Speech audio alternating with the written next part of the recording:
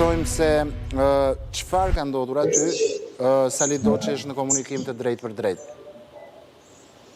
Emilian, mirëmëngjes, në orët e para të mëngjesit aktualisht ka përfunduar procesi i votimit në Bashkinë Dibër, atje ku sipas rezultatit final nga 100 qendrat e votimit të numëruara, Partia Socialiste ka marrë 12.809 vota, ndërsa Partia Demokratike 9.799 vota. Është ky rezultati final që tregon një diferencë me 3.012 vota mes palëve, një diferencë e cila orë pas ore në raportimet e drejtë për drejta që kemi sjellë bazuar në dhënat e Komisionit Qendror të Zgjedhjeve është thelluar nga ana e të majtëve në një bilanc të vitit 2021. Rikujtojmë se ishte Partia Demokratike e cila mbante shumicën 3-2 në qarkun e Dibrës, por duket se tashmë shifrat kanë ndryshuar, ka mbetur vetëm Bashkia e Buqizës pa numër.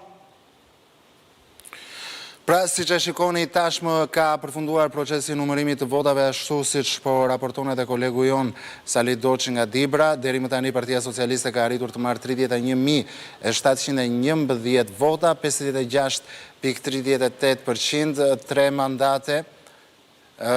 Përkthehet kjo në Partinë Socialiste, Partia Demokratike nga ana tjetër ka marrë 21.300,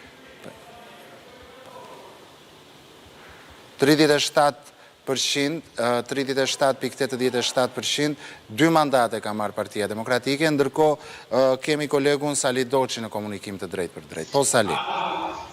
Po, e vërtet Emilian, siç po thoja, ka mbetur pa u numëruar totalisht vetëm Bashkia e Buqizës, aty ku e numëruar 42 nga 49 qendrat e votimit. Dua të flas pak për rezultatin në rang qarku sipas të dhënave më të fundit të Komisionit Qendror të Zgjedhjeve. Bëhet fjalë për Partinë Socialiste e cila ka 21.012 vota, ose e thënë ndryshe, pra pikërisht është Partia Socialiste e cila ka 31.041 vota, për të qenë korrekt, dhe ka 56.2% votave, ndërsa Partia Demokratike, pra ka 21.012 vota, e thënë ndryshe 38%. Mbetet Buqiza, le të themi Bashkia e fundit e cila duhet të nxjerrë rezultatin e saj, ndërkohë rikujtojmë se më herët është mbyllur Klosi me një diferencë prej 2.000 votash dhe gjithashtu edhe Mati me një diferencë rreth 4.000 votash, ku kryesojnë sigurisht socialistët, të cilët duket se kanë bërë një përmbysje të rezultatit të vitit 2021.